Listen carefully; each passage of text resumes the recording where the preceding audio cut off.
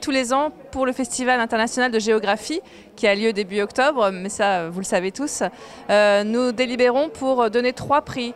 Donc il y a le prix Amerigo Vespucci Jeunesse, le prix Amerigo Vespucci Littéraire et le prix Amerigo Vespucci BD. Il faut que tous ces romans aient un lien évidemment avec la géographie. Donc cette année, nous sommes une petite trentaine. Il y a environ 10 personnes par jury qui délibèrent et qui choisissent, qui sélectionnent un lauréat. Nous sommes heureux avec les membres du jury de vous annoncer le lauréat Emmanuel Ruben avec Sur la route du Danube aux éditions Rivage. Ne soyez pas effrayés par les 600 pages de ce récit.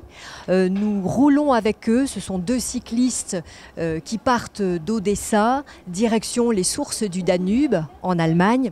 On traverse avec eux 10 pays d'Europe, on parcourt 4000 kilomètres.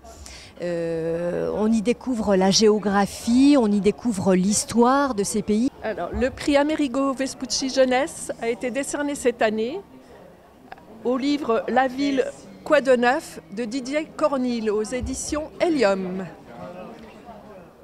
Alors, c'est un livre qui nous présente différentes expériences qui ont été entreprises dans des villes du monde entier et qui nous donne une lueur d'espoir pour construire ces nouvelles villes qui nous permettront de vivre ensemble et pour plus longtemps.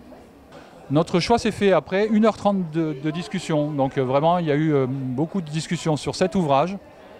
Donc l'ouvrage de Pierre-Henri, il ne faudrait pas que je le cache, Gaumont, Malater, qui est un ouvrage qui raconte la saga d'une famille, en particulier donc de Gabriel, qui part faire des affaires en Afrique à la recherche d'une histoire familiale et qui embringue là-dedans un petit peu une partie de sa famille recomposée. Voilà, donc c'est assez truculent, c'est très très bien écrit, c'est un dessin qui est lui aussi très, très fort.